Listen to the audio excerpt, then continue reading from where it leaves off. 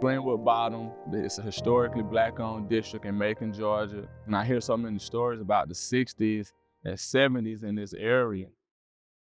It was hundreds in this small area of business, black-owned businesses, and they kind of dubbed it, my uncle used to tell me it used to be like Broadway, New York, shoulder-to-shoulder traffic, a lot of motion, a lot of activity, just a very, very, very busy street. And once I heard that, my goal was to do everything I could to bring it back to that standing. I remember coming down for the summers when my grandfather had the barbershop. He started the barbershop in 1965, and I remember as a young boy coming down, maybe about 6 or 7 years old, running throughout the barbershop, going out, playing in the back, and I just remember it being very vibrant and live during those times, and it's just means so much to me that I'm able to kind of restore this area to its once prominence. When you think of Black Wall Street, you can't help but think of Greenwood Bottom because it was a district, a business district years ago. We had several things there. At that time, it was during segregation when it started.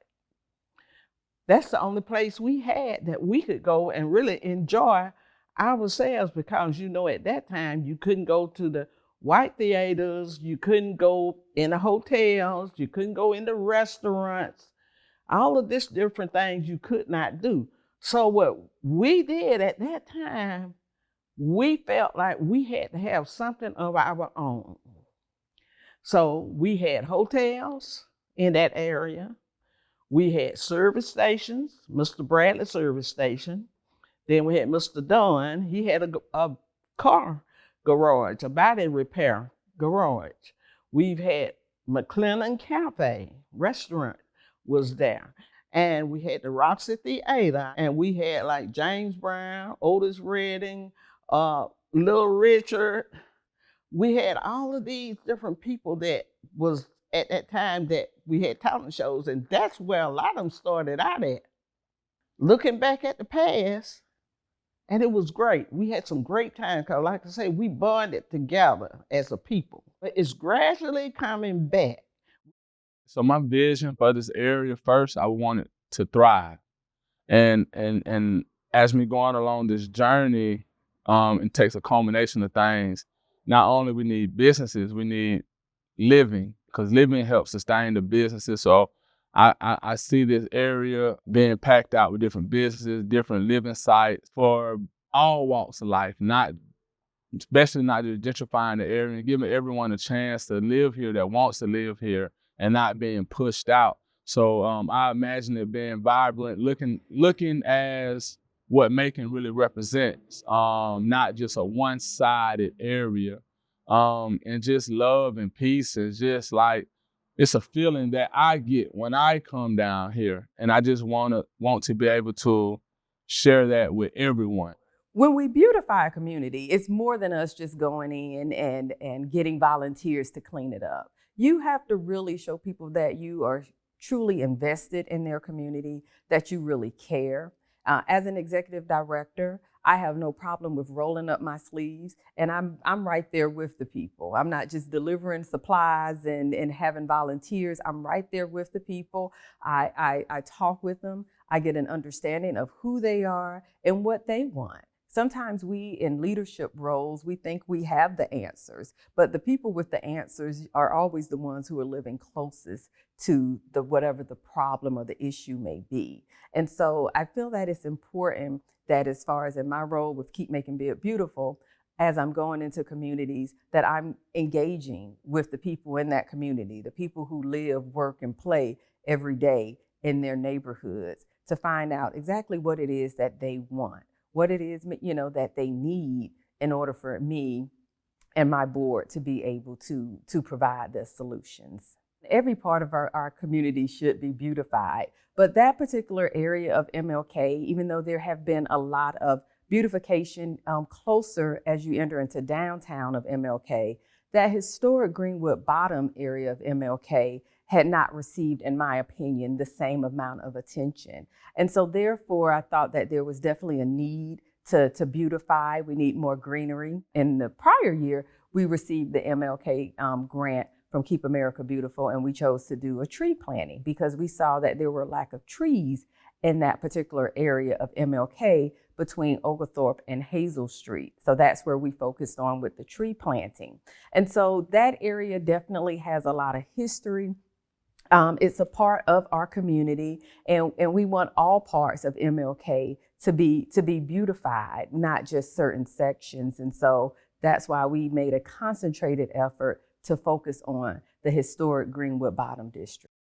Earlier in the year of 2024, I was attending the Keep America Beautiful conference in San Diego, California. And while attending that conference, another affiliate, Keep Jackson, Mississippi Beautiful, did a presentation about their mural project in Jackson from the previous year. And while I was sitting at that conference, and it was so much great information that we were receiving, but out of everything, that caught my attention the most.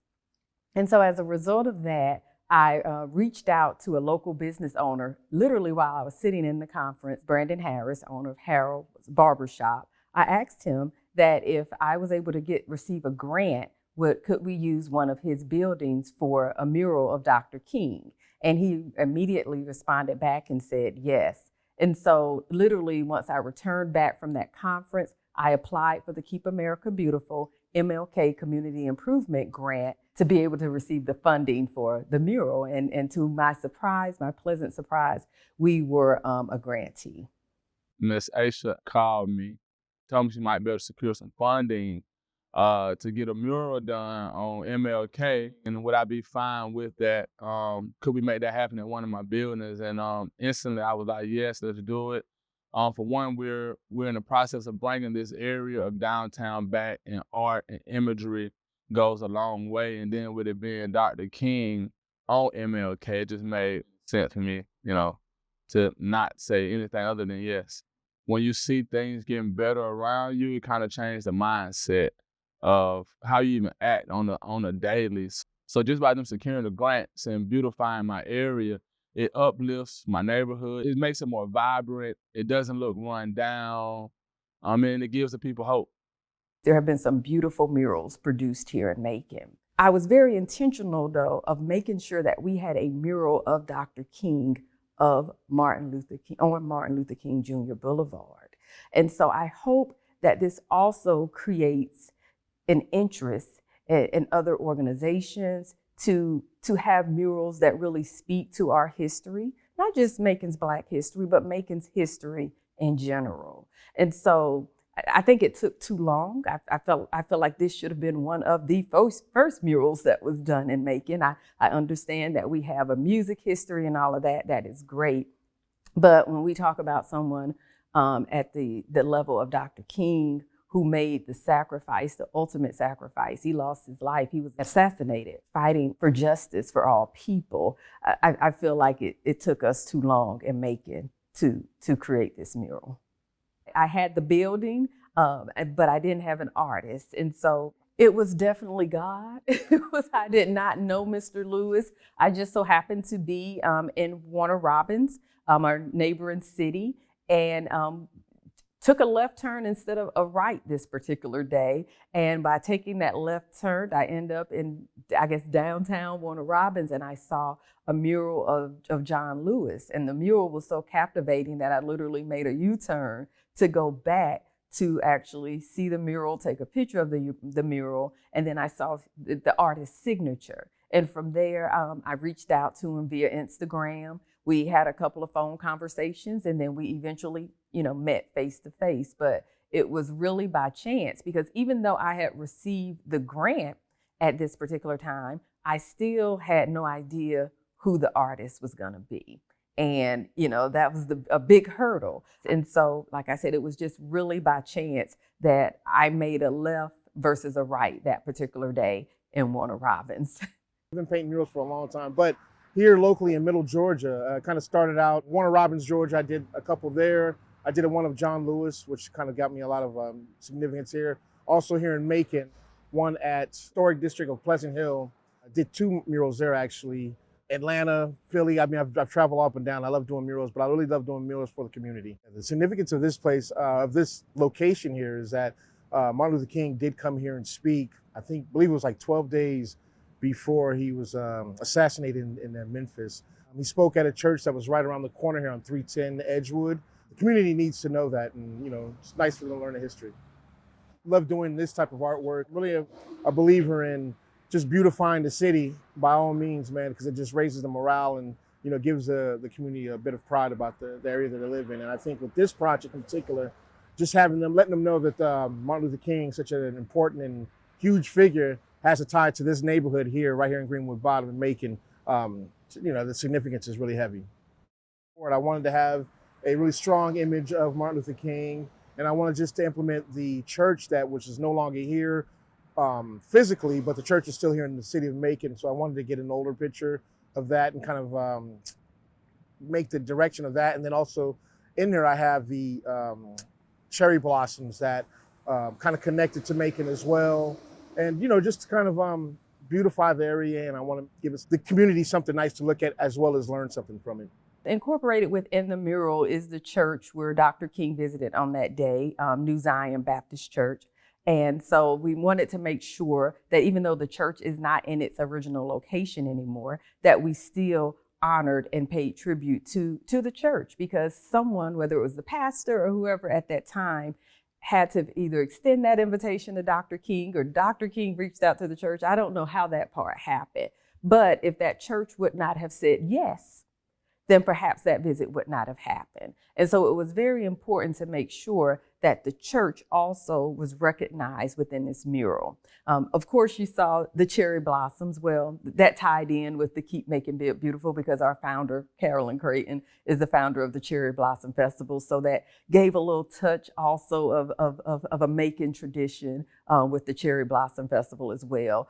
And it's also important because in this current day and time, there is a lot of focus with the Greenwood Bottom community, with rebuilding that community. And so I think this is one of many steps to continue with the revitalization of Greenwood Bottom. But the main part was recognizing the church, New Zion Baptist Church, for their contribution, because had they not said yes to that invitation for Dr. King to come visit, we wouldn't be having this conversation right now. And that mural perhaps maybe would not have existed. This particular visit of Dr. King, his last visit just 12 days prior to his assassination, I feel like it's almost a little unknown Black history fact of Macon. His purpose was to incorporate the Poor People's Campaign, make awareness of the fact that many of our citizens at that time were living below poverty, and many citizens now are living below poverty. It was his reason for being here, just like going to Memphis was the sanitation workers' strike. So Dr. King always had a message of incorporating the people, and that's really what I'm about, and what many people nowadays should be about, is making sure that everybody's included in We the People of the United States of America. I was working at WNEX Radio. It was an AM station at the time. I'd seen a report that Dr. King was coming to Macon on that day. It happened to be a Saturday, and that where he was going to be over at Mount Zion Church. And so I planned on going over there. And after I got off, I did go over, and the word was that he was late. And some people said that it might not even come if he can't get transportation down, because I think they were flying around the state at the time, and they had problems with the plane. So I waited an hour, hour and a half, 2 hours, and I had to leave because I'd been up since 3 a.m. And so if I'd known the history of that day, I would have stayed around the clock if need be. But I didn't. The crowd was excited, though, believe me. They were all up for this visit. Just like a sitting president. People live a lifetime, never see a sitting president. And here Dr. Martin Luther King at our church, many more churches than in Macon, but New Zion was the church. Me and Frank Salette, one of our members, we had to go in the side, the pastor study. So many people there, we had to come through the pastor study in the choir room, had to open them up to let people, some of the people come in through that side and went to seats and things. They had put chairs in the aisle and stuff. And just like I say, it was exciting to see. A lot of the members going on now that was there at that particular time. And I wasn't a member there, but later on down, I became a member. But anyway, my mother, she was, her name was Bertha Peak, and she's deceased. When Martin Luther King was coming out of the church to get into the car, she pulled him aside and asked him to pray for my sister because she had a bad heart, and she asked him to pray for her. And so he did. And after he prayed for her, he got in the car. He talked about different things, about a person can't ride your back when you're standing straight up. And he was just a bunch of things that he was telling us about that we living in it now. The things that would come, we going through them now. But anyway, it was a day, it was a crowd, and the church was packed.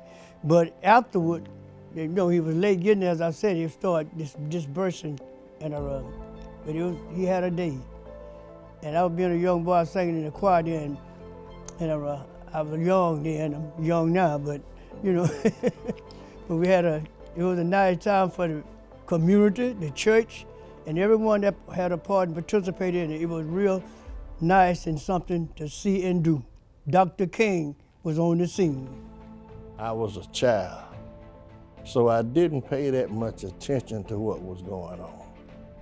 Yet, I watched the adults around us and saw the enthusiasm that they had.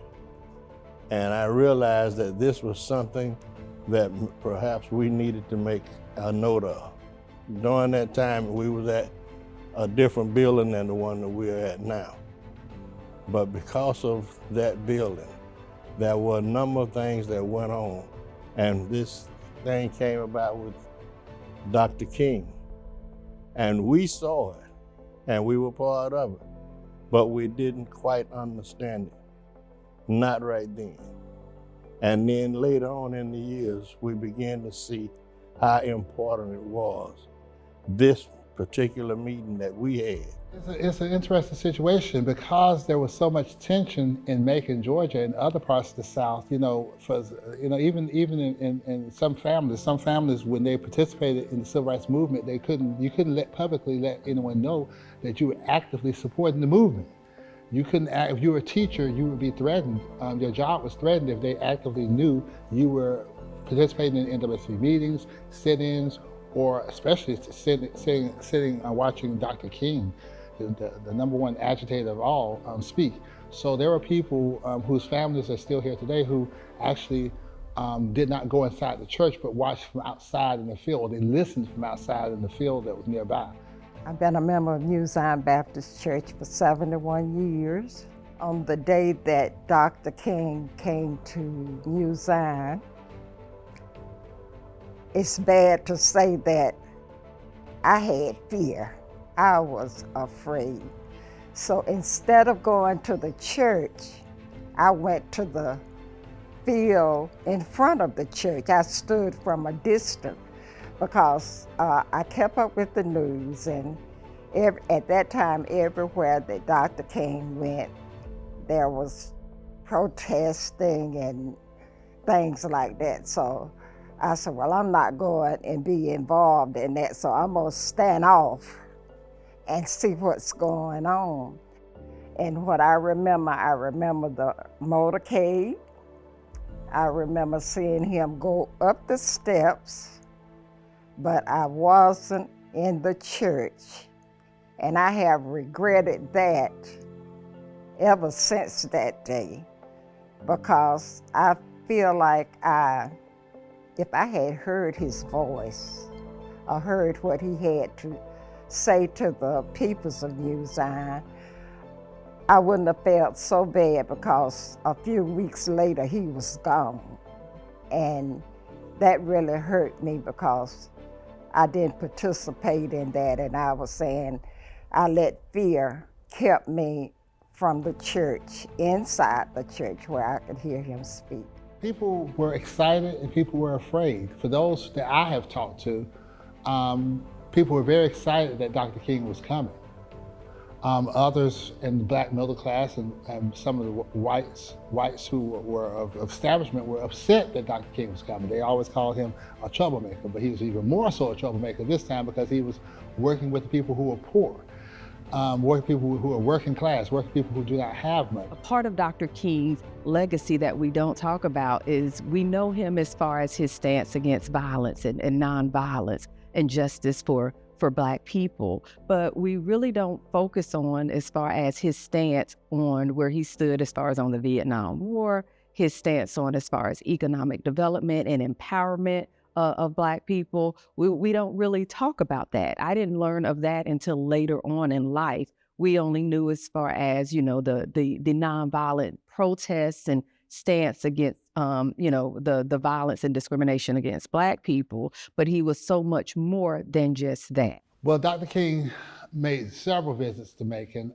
I think his most important visit, though, was his last visit, because his last visit would be his legacy, and that was the part of the Poor People's Campaign, actually enabling and empowering people who have not been part of the system. The Poor People's Campaign, of which there was a 12 or 13, 14 city tour, Macon was one of the spots. So his visit to coming to Macon, to the Tybee settlement or the Tybee community here in Macon, was very telling. He was speaking out against the Vietnam War. He was also speaking on behalf of the poor and disenfranchised, whether you're white, Black, or whatever culture here in America. He was trying to get America to set its path correct and enable those people who are oftentimes left out. And so my personal belief, that led to his untimely death 13 days later after his speech here in Macon. Those targeting the poor and enabling them and empowering them with the idea of voting, the idea of educating them, and the idea of fairness for them, it led to his death. And we know that Dr. King in his last years, in addition to speaking against the Vietnam War, was about poor people and about uplifting people economically. And Greenwood Bottom is a perfect example of what people were doing to uplift themselves and to become self-sufficient and taking advantage of the free enterprise system, even within a segregated, if you will, community, but they still had the resolve and the wherewithal, and of course the hope that things could be better. And they went about making things better for their own community. So it's only fitting that they would put a marker, if you will, or a mural of Dr. King, signifying his importance to that community. Without Dr. King, without Mrs. Parks, and without so many other people, names that we'll never know, the work that they did started in 1957, or even before that, 1955, when Ms. Parks refused to give up her seat on the bus in Montgomery and gave rise to Dr. King, to his voice. I mean, he was already there. He was well qualified already, had attended Morehouse, had a PhD, a very young man, 26. But we didn't know anything about Dr. King before Mother Parks decided that she would not give up her seat in December of 1955. So what I have to do is give credit to Ms. Parks, Dr. King, and all the others that made it possible for me to even have an opportunity, because out of that came the Civil Rights Act of 1964, the Voting Rights Act of 1965, which would lead directly to African Americans being able to get elected throughout the South and indeed throughout the country. And of course, I'm but one in a long line of those people, so I have to give credit to Ms. Parks, Dr. King, and all the others.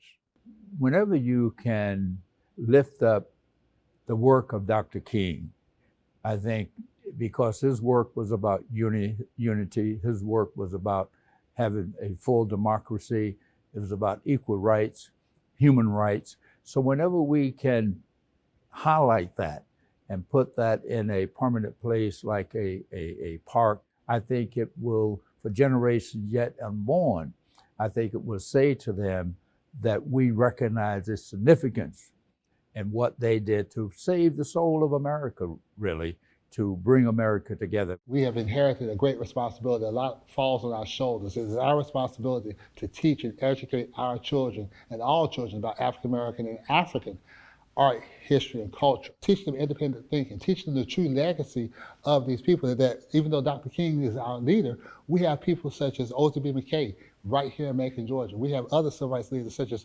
our former mayor, C. Jack Ellis. We have people who are longtime commissioners such as Elaine Lucas, who have not, and her husband, David, State Senator David Lucas. I call their names because these people continually work for the benefit of the people, everyday people. And everyday people is the ones who make the difference. They're the reason why Dr. King came to speak, and those people he came to speak to and speak for and represented here in Macon, Georgia. Who would have known this little black girl from Patterson, New Jersey, who moved to Macon, Georgia in 1980, would eventually be a part of an organization, leading an organization that has commissioned this mural. And so it was really one of those like wow moments, like surreal almost. It's definitely a sense of pride, and in my career of 30 plus years, I would have to say it's one of the most proudest moments I've had in my career, because it's something that will be able to expand way beyond who I am and where I am right now. It's something that can be shared amongst generations, and it's already being done so. A group of students have already met with the artist and been there to talk about and ask questions about the mural. And that was always the intent, for it to be a conversation piece and educational, not just simply just putting a picture on the wall, but really being able to reach the people and have conversations, whether it's lectures or documentaries or panel discussions, being able to just sit down and have conversations about, you know, Dr. King's legacy and where we are right now as a community. One way to express love for others and love for community, much like Martin Luther King talked about a beloved community and for that vision, when you're going out and picking up litter or imagining something different for your community, that is love expressed. And we need more of that. Public art, public spaces are remarkably important for economies to thrive, for the environment to thrive, and for all of us to feel safe and a part of something bigger than ourselves. And so that's what is happening here today, clearly and plainly powerful and beautiful. It is my pleasure to welcome everyone to the viewing of this historic mural of the late, great Dr. Martin Luther King Jr. Murals can be used to raise awareness about social issues and promote social change. Murals can highlight issues like poverty, inequality, and discrimination, sparking important conversations about these topics.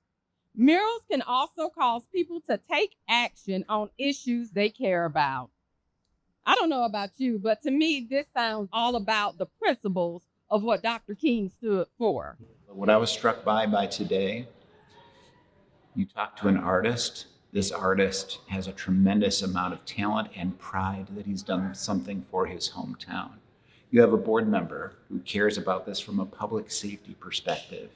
You have an elected official who's imagining this as a spark that will help him move forward with a business improvement district. This day is about the community come together in civic engagement, to see so many different various faces, people from different backgrounds, religions, races. This is what the dream is about. This is what he stood on the hollow halls of the Lincoln Memorial and talked about during his speech. The community come together for the good. We want to see Dr. King's boulevards, streets, and drives all over this world continue to thrive, even long after we are gone. We want to make sure that our future of tomorrow knows about the history, the rich history of Dr. Martin Luther King Jr. and his legacy. to be proud to be from this neighborhood in Macon-Bibb County. Greenwood Bottom is a rich history here in Macon-Bibb County, and beautifying this neighborhood will continue to enhance the legacy, the future for years to come. This community that we live in, Greenwood, that we have here now, Greenwood Bottom, it was a thriving community. There were stores and grocery stores and homes all over this area.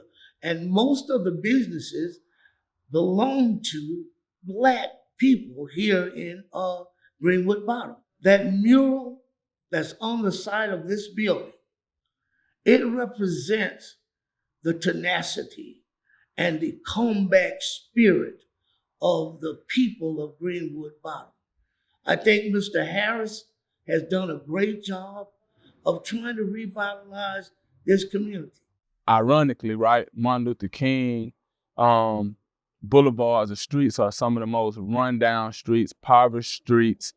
And I think that we have to be intentional about rebuilding, repurposing buildings, building the people up. I would love to see all the MLKs prospering and thriving across America. The community where it was placed is still a community in which we're trying to make greater strides in. So maybe this mural and this spark, if you will, can kind of be something that would kind of jumpstart this, not just here in Macon for the revitalization of Greenwood Bottom, but to revitalize all the MLK Jr. boulevards across America. When you start talking about the direction of in which the mural is facing, right, you're facing down MLK Boulevard, but at the end of MLK Boulevard, you have the Douglas Theater.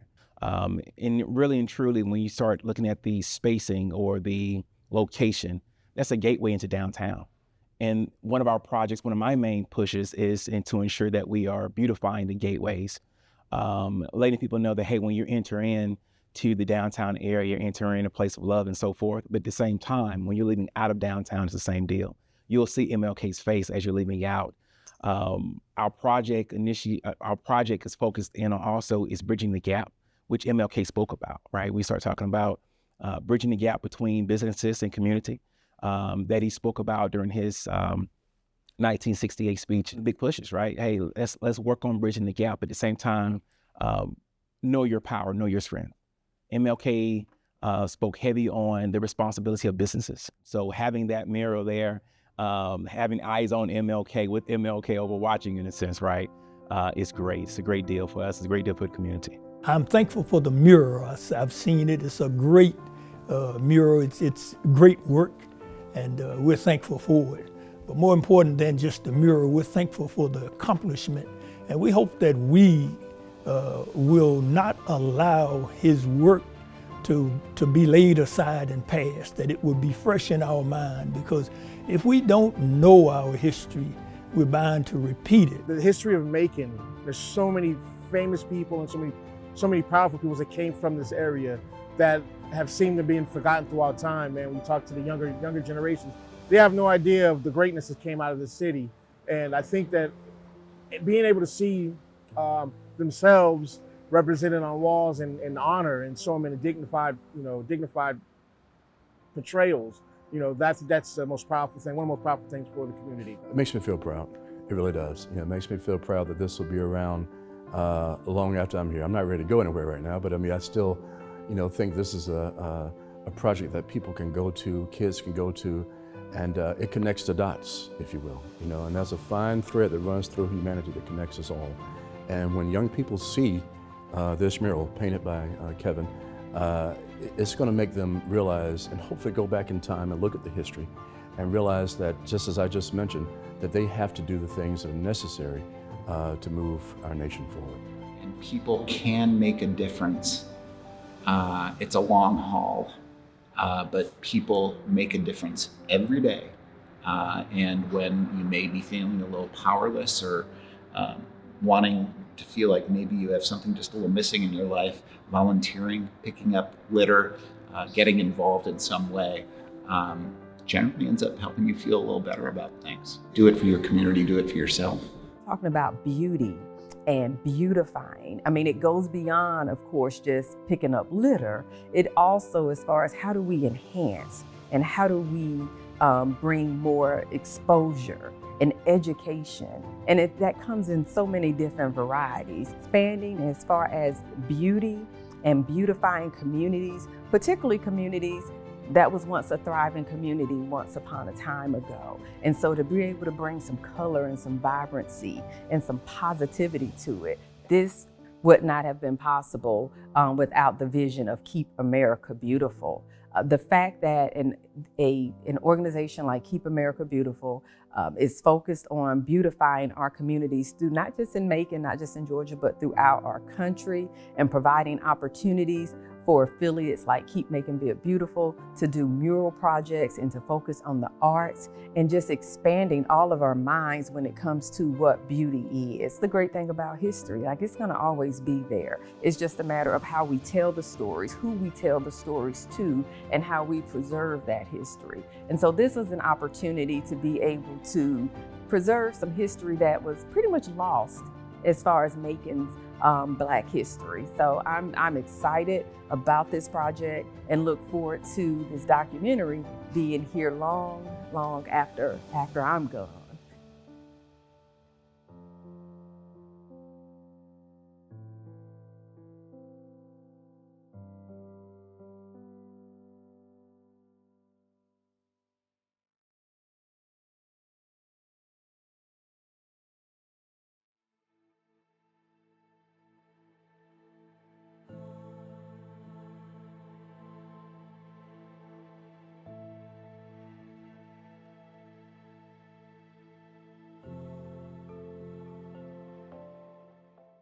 Even if you have to bring a whole family, we are going to have in Washington facilities, and we're going to have food, and we are going to demand that the government do something about these conditions.